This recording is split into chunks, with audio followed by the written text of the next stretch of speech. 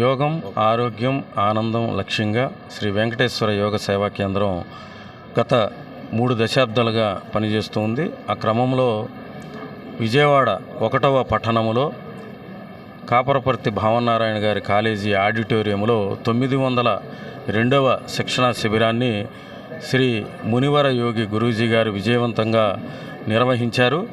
ఈరోజు దానికి సంబంధించినటువంటి ముగింపు ఆనంద మహోత్సవంలో సాధకులు సంతోషంగా విరివిగా పాల్గొని వారి యొక్క అనుభవాల్ని గొప్పగా తెలియజేశారు. మరి చాలామందికి షుగర్ వ్యాధి కంట్రోల్లోకి వచ్చినట్లుగా, చాలామందికి సయాటిగా తగ్గినట్లుగా, చాలామంది మానసిక స్థితి స్థిరపడినట్లుగా, జీవితంలో ఆనందం అంటే ఏమిటో తెలిసిందన్నట్లుగా వారి యొక్క అనుభవాన్ని తెలియజేశారు. మరి ఈ కేబిఎన్ కాలేజీ విజయవాడ